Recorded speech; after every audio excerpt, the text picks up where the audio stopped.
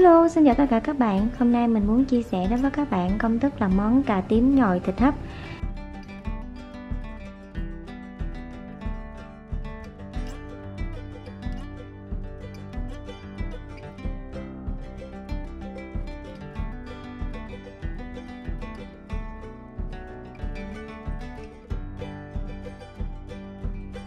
Và để làm được món ăn này thì các bạn cần chuẩn bị cho mình. Ở đây thì mình có 3 trái cà tím nè. Mình ưu tiên chọn trái cũng to nha các bạn. Rồi tiếp theo nữa đó là thịt nạc xay. Các bạn chọn cái loại thịt vừa có nạc vừa có mỡ là 150g. Và chả cá, đây là chả cá nha các bạn, là 50g. Hôm nay mình sẽ kết hợp với chả cá thác lát. Rồi hành tím, tỏi băm cũng như là một số gia vị nêm nếm cần thiết khác. Rồi bây giờ chúng ta sẽ cùng bắt tay vào thực hiện món cà tím nhồi thịt hấp này nhé.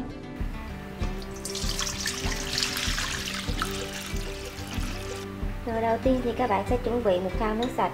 Các bạn cho vào đây nửa muỗng canh muối,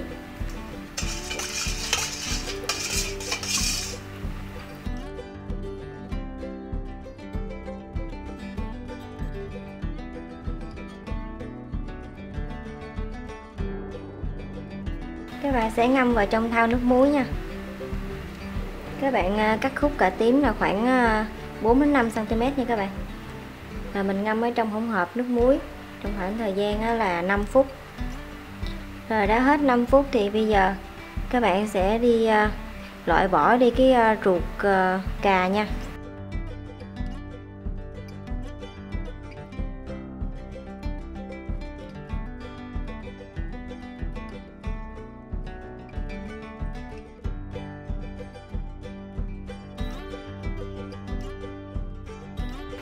Cho vào đây 1 muỗng canh đường, nửa muỗng cà phê muối, 1 muỗng cà phê hạt nêm, 1/3 muỗng cà phê tiêu, 1/3 muỗng cà phê bột ngọt, 1 muỗng canh nước mắm.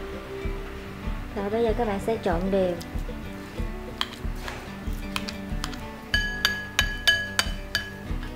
Rồi bây giờ các bạn sẽ cho nhân vào nha. Rồi các bạn sẽ dùng cái muỗng như thế này nè. Đó.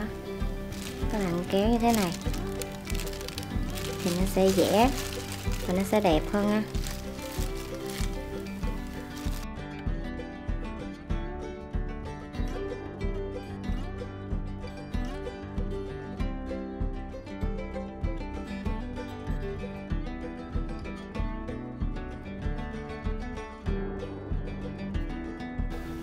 Rồi bây giờ các bạn sẽ cho cà tím vào trong một cái khay như thế này để mình đi hấp nha các bạn.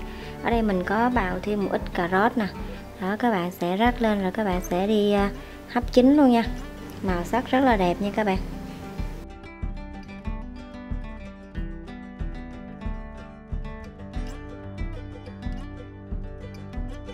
Rồi các bạn sẽ hấp trong khoảng thời gian là 30 phút với mức lửa lớn nha.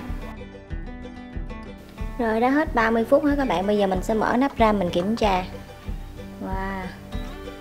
Rồi bây giờ các bạn sẽ rắc cà tím này.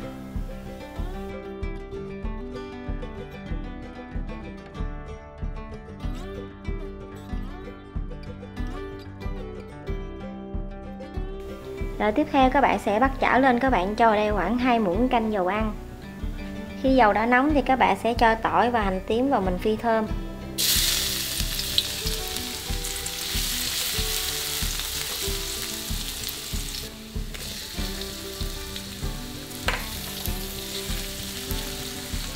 Rồi khi tỏi và hành đã thơm thì các bạn sẽ tận dụng lại nước mà mình hấp cà đó các bạn. Mình sẽ lấy lại cái nước này nha để mình làm nước sốt. Rồi các bạn sẽ cho thêm vào đây 100ml nước lọc nha. Rồi bây giờ các bạn sẽ nêm nếm gia vị. Các bạn sẽ cho vào đây nửa muỗng canh đường, nửa muỗng canh hạt nêm, 1 muỗng canh nước tương, nửa muỗng canh dầu hào,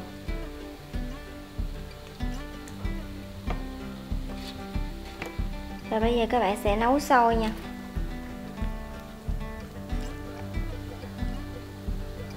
Rồi bây giờ để tạo độ sánh cho nước sốt thì các bạn sẽ pha khoảng 1 muỗng cà phê bột năng với 1 muỗng canh nước lọc.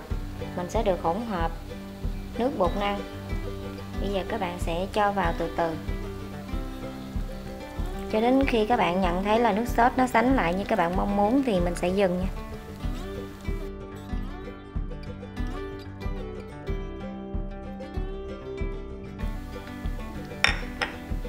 Rồi bây giờ mình sẽ chờ cho nước sốt sôi lại một lần nữa rồi mình sẽ tắt bếp ha. Rồi nước sốt đã sôi bùng trở lại, các bạn sẽ cho ớt sừng xắt sợi vào.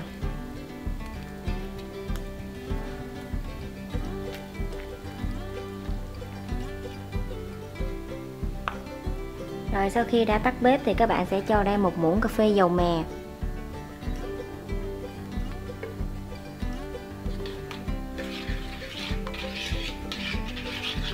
Rồi nước sốt của mình như thế này là được rồi đó các bạn. Màu sắc rất là đẹp nha, và nó sánh lại được như thế này.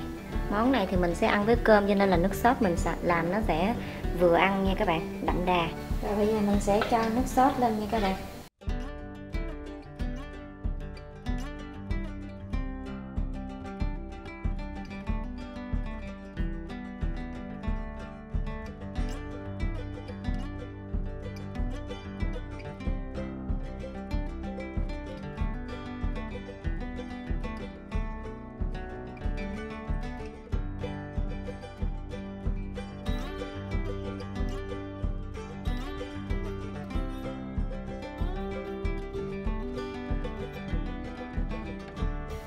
Rồi như vậy là chúng ta đã hoàn thành xong món cà tím nhồi thịt hấp thật là ngon và đẹp mắt như thế này. Nếu như các bạn cảm thấy yêu thích, đừng quên like và đăng ký kênh ủng hộ cho mình, cũng như là chia sẻ cho thật nhiều bạn bè để biết thêm một công thức nữa về cách làm món cà tím nhồi thịt hấp.